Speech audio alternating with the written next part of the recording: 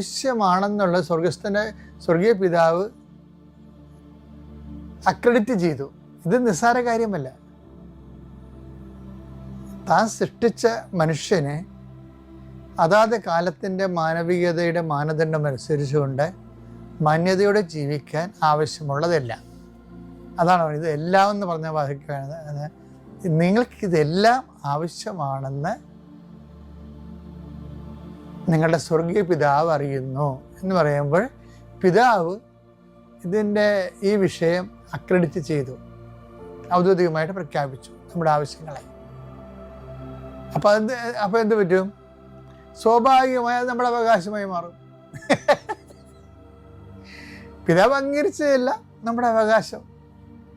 അതിൻ്റെ സൂചന, അതായത് ഈ മക്കൾ എങ്കിൽ അവകാശികളാണ് എന്ന് പറയുന്നത് സെന്റ് പോളൊക്കെ പറയുന്നത് ഈ അർത്ഥത്തിലാണ്. റോമ 8:17 നാം മക്കളെങ്കിൽ അവകാശികളുമാണ് ദൈവത്തിന്റെ അവകാശികളും ക്രിസ്തുവിന്റെ കൂട്ടവകാശികളും. ഇപ്പൊ നിങ്ങൾക്കിതെല്ലാം ആവശ്യമാണെന്ന് നിങ്ങളുടെ സ്വർഗീയ പിതാവ് അറിയുമെന്ന് പറയുമ്പോൾ പിതാവെന്നവിടെ ഈശോ പറഞ്ഞ സ്ഥിതിക്ക് നമ്മൾ മക്കളായി. മക്കൾ ആണെങ്കിൽ അവകാശികളാണെന്നുള്ളത് ആദിമസഭയുടെ ബോധമാണ്. പൊതുബോധം എന്നൊക്കെ പറയില്ലേ, ആദിമസഭയുടെ പൊതുബോധം. എന്താണ്? അതുകൊണ്ട് തന്നെ നമ്മുടെ ആവശ്യങ്ങളെല്ലാം അവകാശങ്ങളാണ്. ഇനി വരുന്ന ഒരു വെല്ലുവിളിയുണ്ട്.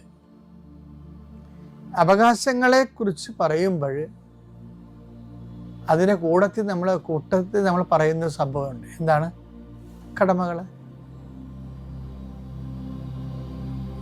അപ്പം അവകാശങ്ങളെക്കുറിച്ച് നമ്മൾ പറഞ്ഞു കഴിഞ്ഞാൽ സ്വാഭാവികമായി അവകാശം പ്രാപിക്കാൻ വേണ്ടി സ്വാഭാവിക നീതി നമ്മളോട് ആവശ്യപ്പെടുന്നത് എന്താണ്? കടമകളാണ്. കടമകൾ ഏറ്റവും പ്രധാനപ്പെട്ട കടമ എന്താ?